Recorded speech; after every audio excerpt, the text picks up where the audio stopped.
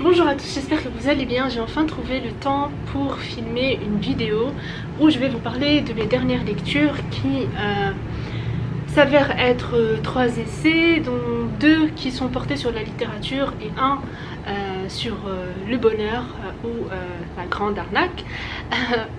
Ensuite je vous parlerai de 5 autres essais que je lirai. Ensuite je me suis servi de l'excuse du Non-Fiction November pour me faire une petite pile d'essais que je vais tenter de lire au cours du mois de novembre. Alors, je vais commencer avec ceux que j'ai déjà lus, et le premier c'est Le temps mort de Doris Lessing, que j'ai lu il y a quelques mois maintenant. Doris Lessing est une autrice que j'adore. J'avais lu Le Carnet d'or que j'ai beaucoup aimé, qui fait partie de mes romans favoris, qui a été ma meilleure lecture de l'année dernière côté roman. Et du coup j'avais pris celui-ci à la librairie, je sais pas, j'avais adoré le titre, et de toute façon Doris Lessing fait partie de ces autrices dont j'ai envie de lire toute la bibliographie, absolument tout, et du coup celui-ci n'est que ma deuxième lecture d'elle, et celui-ci n'est pas un roman mais c'est un recueil en fait. C'est un recueil de textes et d'essais qu'elle a pu écrire je pense tout au long de sa vie, et qui portent sur la littérature, et plus exactement qui vont porter sur des auteurs et des autrices, notamment de classiques, et du coup sur lesquels elle va donner son point de vue. Et ce que j'ai adoré, bon déjà c'était une excellente lecture, ça se lit très bien, il y a beaucoup de passion pour la littérature dedans, et du coup c'est très agréable à lire. Ce que j'ai le plus aimé, c'est qu'elle va prendre des auteurs très connus comme Virginia Woolf, c'est celle qui m'a le plus frappée, comme Virginia Woolf, Bulgakov, Stendhal, voilà, je pense aussi Tolstoï, enfin voilà, les grands noms de la littérature, Simone de Beauvoir.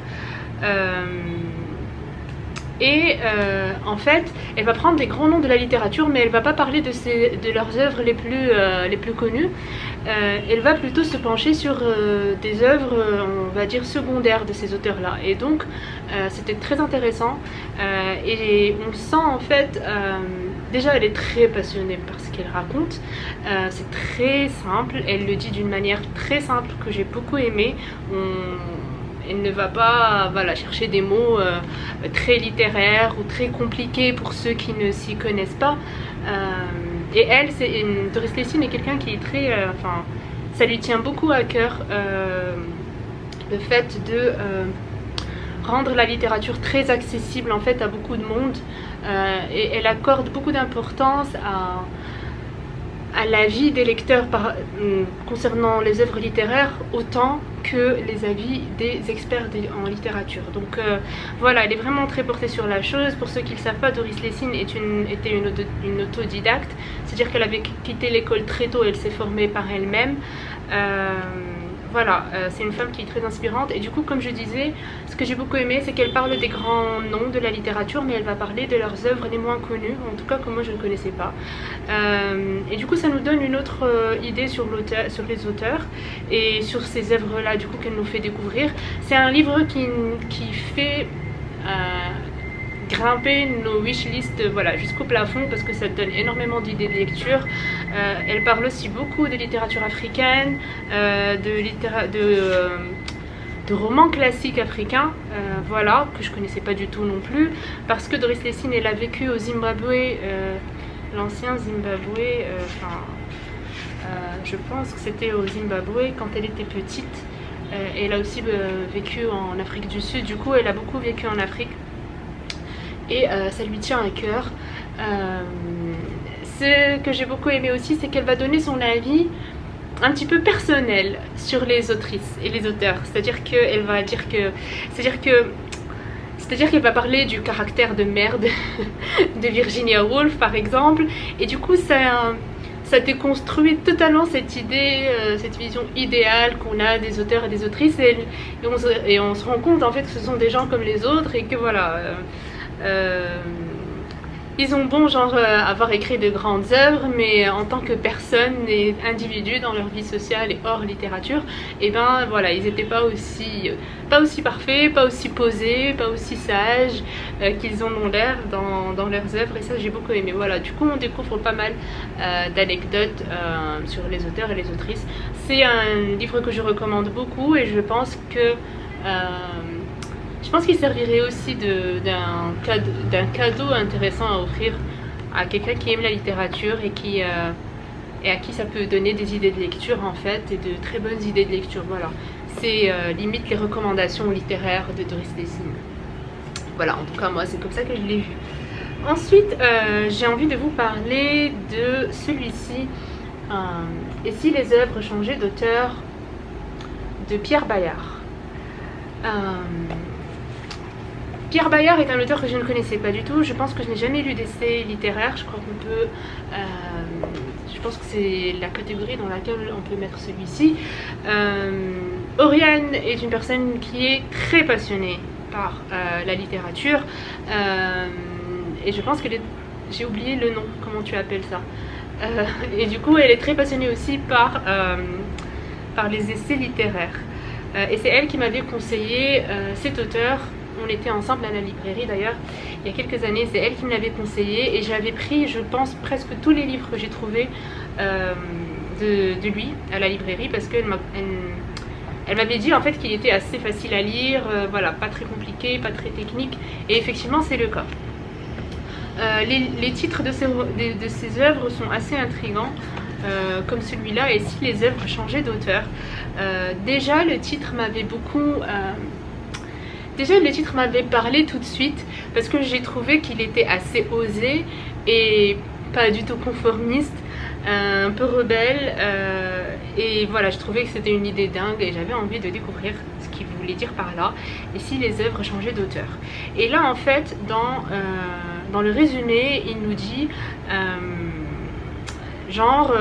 d'imaginer que L'étranger, qui est écrit à la base par Camus, et s'il était écrit par Kafka, d'imaginer que Autant en emporte le vent est écrit par Tolstoï, etc. etc. Alors en fait, l'idée principale de Pierre Bayard dans cet essai-là, c'est qu'il veut pousser les lecteurs à être un petit peu plus... ouvert d'esprit, entre guillemets, être un petit peu plus créatif, et en quelque sorte aussi donner une plus grande chance aux romans quand on les lit et à notre façon de les lire. Il y est allé d'une manière assez progressive, parce que dans la première partie il nous a parlé de certains dans la première partie de l'essai il nous a parlé de certains essais, de certains romans classiques qui sont très connus et sur lesquels il y a quelques polémiques par rapport à leur vrai auteur. Par exemple, il a parlé de l'Odyssée d'Homère, et il a parlé... le premier chapitre était sur l'Odyssée d'Homère, et il a dit que en fait il y a une grande discussion sur ce livre, et que apparemment ce ne serait pas écrit par Homère, mais ce serait écrit par une écrivaine grecque.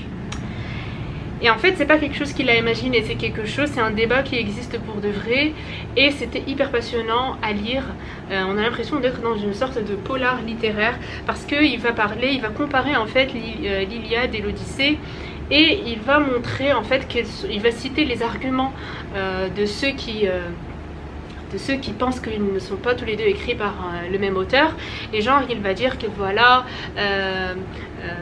l'Iliade, en fait il va dire parmi les arguments, ce que j'ai retenu, c'est que l'Odyssée, quand on le lit, on sent que ça a été écrit par une femme. Et du coup il va expliquer pourquoi on sent que ça a été écrit par une femme, et que en fait le style et tout n'a rien à voir avec l'Iliade. Chose assez marrante, je pense que quand j'en avais parlé à Instagram, il me semble que c'était Madame Irma qui m'avait dit que en fait que effectivement entre l'Odyssée et l'Iliade, il y en a un qu'elle avait adoré l'Odyssée et détesté l'Iliade. du coup ça l'avait fait marrer quand j'en ai parlé. Il va parler de Hamlet et du coup de Shakespeare qui n'était pas Shakespeare et que c'était un nom, et ensuite il va nous challenger petit à petit. Il va pas y aller tout de suite avec dans le premier chapitre, allez, l'étranger écrit par Kafka. Il va commencer comme ça. Ensuite, et du coup, l'idée principale, enfin son objectif dans tous les chapitres, c'est de nous montrer comment notre lecture change totalement dès qu'on se met en tête que l'auteur n'est pas la personne qu'on croyait. Et du coup, il va commencer avec ça, et ensuite dans la deuxième partie, il va parler de ces auteurs qui avaient pris un pseudo. Par exemple, Romain Gary avec Émile Ajar. Il va raconter certaines anecdotes, comment des personnes qui détestaient Romain Gary ont adoré les livres d'Émile Ajar, et il y en a certains journalistes qui avaient carrément dit que voilà, Émile Ajar était excellent et que Romain Gary devrait en prendre de la graine, alors que c'était le même auteur. Et il montre en fait à quel point dans ces cas-là c'était important, parce que l'auteur... parce que parfois quand on a des idées, quand on a des opinions assez arrêtées sur certains auteurs par rapport à autre chose que leurs œuvres, genre par rapport à leur position politique, par rapport à certaines choses comme ça, et du coup quand on sait que cet auteur-là, on le classe dans cette catégorie, bien sûr, ceux qui me connaissent savent que je suis en train de penser par exemple à Céline. Pour Céline qui était antisémite, etc., etc., certaines personnes vont refuser de lire Voyage au bout de la nuit, par exemple, juste à cause de ça. Mais si il avait écrit Voyage au bout de la nuit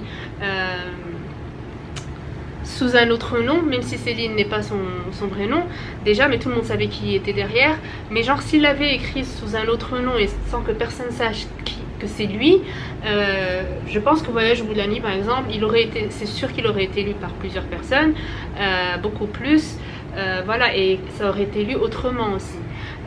Voilà, du coup il parle de ça. Il parle aussi de Boris Vian qui avait écrit J'irai cracher sur vos tombes sous un nom afro-américain. Il s'était fait passer pour un afro-américain, et genre il s'était fait passer pour comme quoi Boris Vian n'était que le traducteur de ce fameux auteur et qu'il avait traduit J'irai cracher sur vos tombes, jusqu'à ce qu'il y ait eu en fait un meurtre. Et la personne qui avait commis le meurtre, elle avait laissé ce livre-là, J'irai cracher sur vos tombes, à côté de la victime. Et du coup, quand la police elle a mené son enquête pour chercher, en fait, elle a mené son enquête et du coup, le livre s'est retrouvé impliqué dans l'enquête. Leur premier contact en France, je pense que le crime avait eu lieu en France, et du coup, le premier contact était Boris Vian, et la police appelle Boris Vian pour lui dire voilà, on veut le contact de l'auteur original.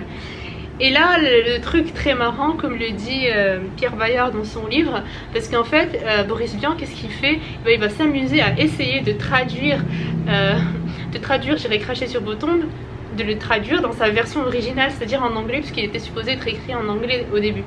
Et du coup, Pierre Bayard dit que J'irai cracher sur vos tombes est le premier livre dont la traduction est apparue avant la version originale. Donc voilà, on découvre pas mal de choses super intéressantes dans cet essai. Et après, dans la dernière partie, avant la dernière, bon bref, quand il va avancer dans les parties, il va arriver justement au moment où il va nous demander de nous mettre en tête que c'est Kafka qui a écrit L'étranger et que c'est Tolstoï qui a écrit Autant n'emporte le vent. Mais là, il y avait une autre idée principale derrière, qui est non pas que il voudrait qu'on change notre façon de lire juste par rapport à l'auteur, genre qu'on reste pas collé à cette image qu'on a de l'auteur, mais il voudrait aussi que, et ça c'est une idée que j'ai beaucoup aimée, c'est-à-dire qu'il dit, quand il dit que Kafka aurait pu avoir écrit L'étranger, ce qu'il veut dire par là, c'est qu'il y a certaines idées, certaines pensées, certains courants qui apparaissent dans certaines œuvres, mais qui ne sont pas directement ou exclusivement liés aux auteurs qui ont écrit ces œuvres. parce que quand il dit que Kafka a écrit L'étranger et quand il dit que Tolstoï a écrit Autant n'emporte le vent, dans ce cas-là, il ne fait pas que changer les noms des auteurs, mais il joue sur un deuxième facteur qui est de transporter le roman dans une autre époque. Donc il y a le temps aussi qui change. Et du coup, cette idée, la deuxième idée principale, c'est que il y a certains courants, certaines pensées et grandes idées qui finalement ne sont pas figées dans le temps et que plusieurs écrivains partagent en fait. Je vais dire n'importe quoi. Peut-être qu'on va dire par exemple que Camus, et quand on parle de l'absurde, on pense à Camus ou on pense à Beckett, mais ce qu'il va montrer, c'est que plusieurs siècles avant, il y avait genre quelqu'un d'autre qui avait parlé de l'absurde, mais on s'en est pas rendu compte à ce point-là, ce n'était pas mis en avant à ce point dans son œuvre parce que justement l'absurde a été associé à un autre auteur après, et du coup voilà, c'est ça en fait l'idée. Si on lit L'étranger comme si ça avait été écrit par Kafka, on va le lire différemment parce que si on se met en tête que c'est Kafka qui l'a écrit, on va commencer à voir beaucoup plus clairement certaines idées, certains concepts qui sont très familiers à Kafka et qu'on peut retrouver dans L'étranger, mais qu'on ne verrait jamais si on se met en tête que c'est Camus qui l'a écrit. Voilà, en fait c'est ça l'idée. Et j'ai beaucoup aimé. Il a même, et dans les chapitres suivants, il va carrément aller encore plus loin, c'est-à-dire qu'il va mélanger littérature et d'autres formes d'art. Par exemple, il va parler de l'auteur d'Alice au pays des merveilles, et il va dire que par exemple lui clairement il a été influencé par alors je me rappelle plus, le surréalisme peut-être dans la peinture, et il va nous prouver il va genre nous prouver pourquoi, même si ils n'ont pas existé à la même époque, il me semble. Voilà, bref, c'était ça l'idée. Il est assez court quand même, mais il y a énormément d'infos dedans, et franchement j'aurais aimé qu'il soit un peu plus long parce que c'était tellement passionnant à lire, c'était génial. Alors, l'autre livre dont je voudrais vous parler, il s'agit de Happycracy de Eva Illouz, et j'oublie toujours le nom de l'autre, Edgar Caravana, je crois. Alors, cette lecture elle n'était pas du tout prévue. Je connaissais pas du tout le livre ni les auteurs, et je n'étais pas du tout intéressée par le sujet. Jusqu'à ce que je vois sur une story Instagram de Tout est politique, où elle partage une capture d'écran d'un article écrit par Eva Illouz sur le bonheur, et comme quoi c'est un truc, enfin c'est un concept qui sert le néolibéralisme, il me semble, un truc comme ça. Et du coup je suis allée lire l'article et j'ai adoré l'article. Et j'ai adoré l'autrice, et du coup je suis partie chercher son livre et je l'ai lu de suite, et j'ai adoré. C'est à dire qu'il fait partie de ces livres qui ont changé ma vision de voir les choses, et voilà, qui restera toujours en moi parce que maintenant je vois les choses totalement différemment, et ça va être un petit peu difficile de me faire changer d'avis après avoir lu ce livre. Mais je dois dire aussi que je suis une personne qui, je pense, était déjà prédisposée à accueillir ce livre, et voilà, à adhérer à ses idées. C'est-à-dire qu'elle a limite prêché une convaincue. En fait, je voulais dire un truc, en parlant de ça, je me suis rappelé que ce livre-là, il a reçu pas mal de très mauvaises notes sur Goodreads, surtout de la part des lecteurs qui l'ont lu en arabe. Et ça m'avait assez marré parce que je pense qu'ils n'ont pas du tout accepté l'idée que comment ose-t-il changer les auteurs le nom des auteurs de grands classiques. Voilà. Donc voilà. On revient à Happycracy.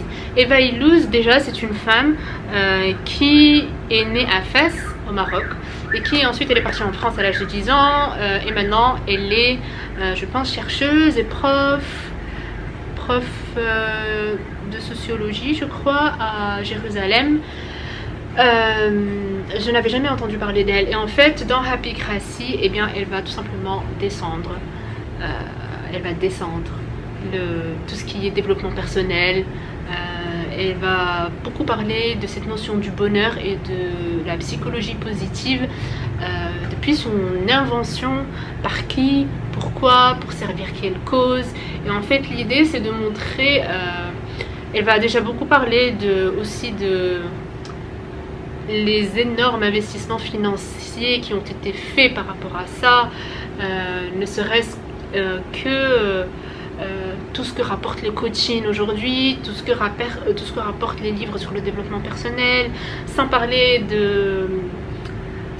du fait que maintenant c'est devenu un truc qui s'enseigne dans les universités. Et du coup même là c'est un coût.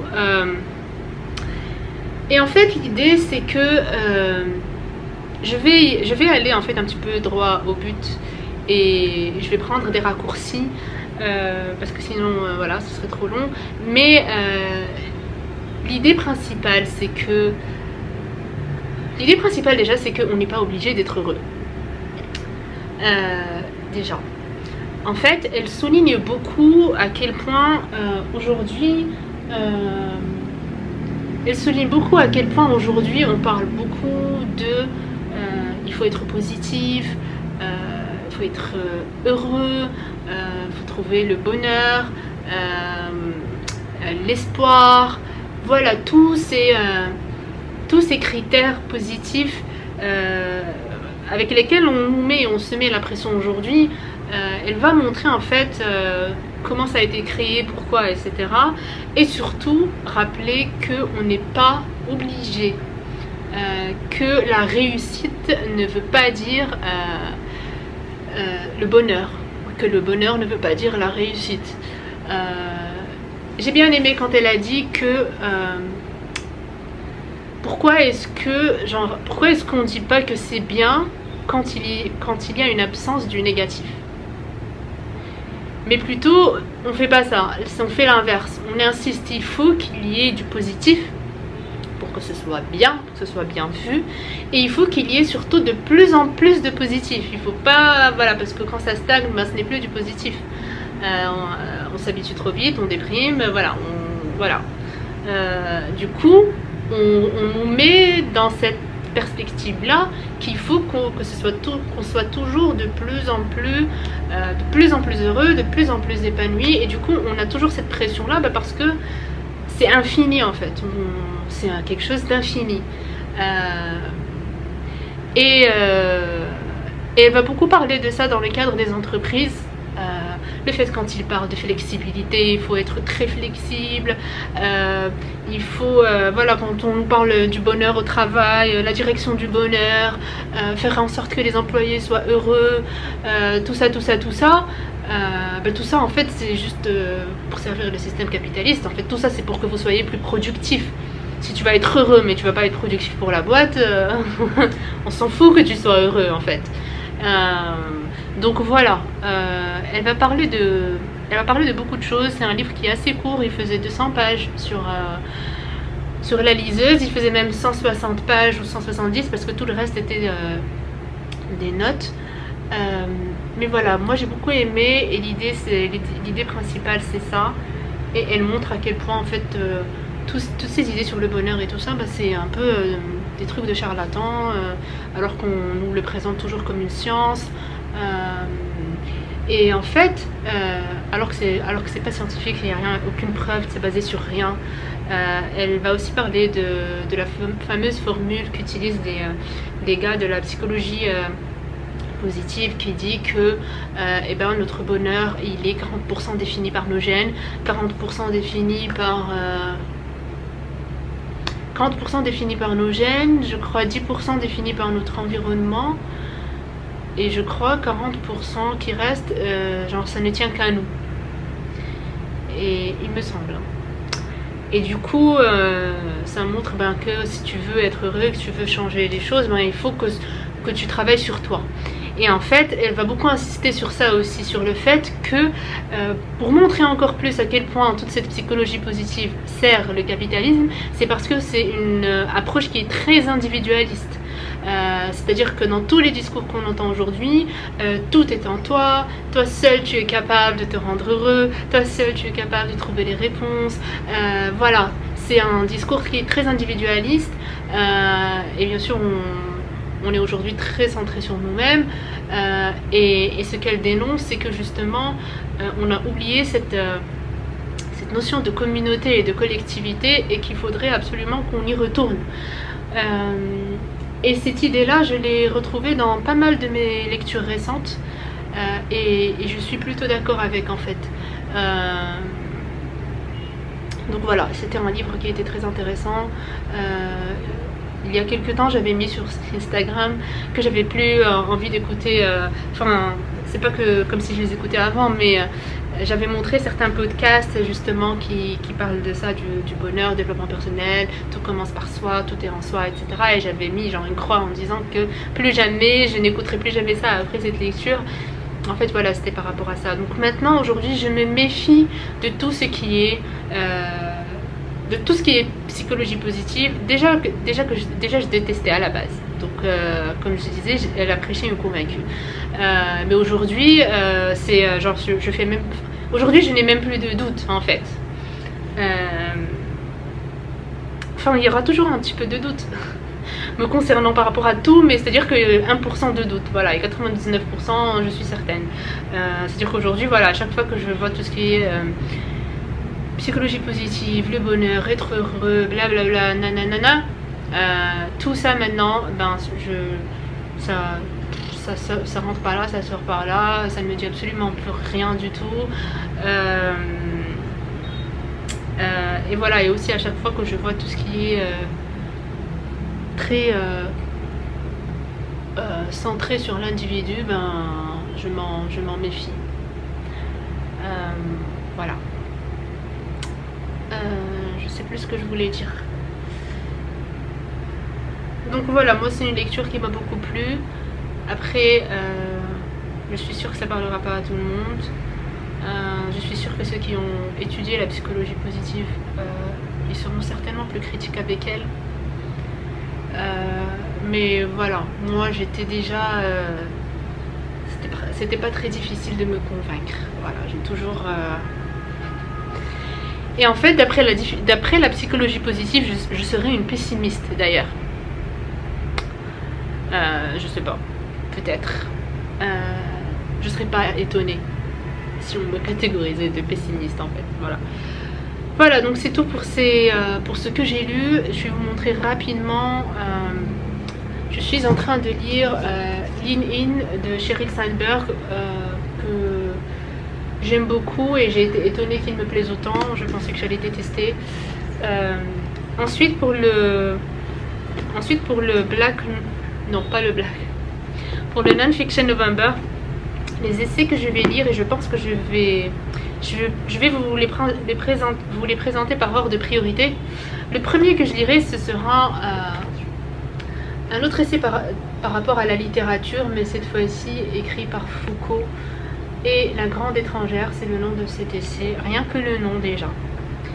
Rien que le nom déjà, je suis amoureuse. Voilà. En plus, ça fait très longtemps que je n'ai pas lu Foucault, ça fait plusieurs années, donc... Et je repousse cette lecture depuis des années, donc je vais le lire. Voilà, ce sera le premier. Ensuite, La Vérité, je sais pas, peut-être que ce sera... Peut-être que ce sera celui-là, Portrait du colonisé, Portrait du colonisateur, ou ce sera celui-là. Ça dépend de celui qui a été écrit en premier en fait. Voilà, je vais les lire par ordre chronologique. Peau Noire a été écrit en 52 et celui-là doit être beaucoup plus récent, je suppose. Ah ben non. Et celui-là a été écrit en 57. Je pensais qu'il était plus récent. Ben voilà, donc je lirai Frantz Fanon et après je lirai Albert Memmi.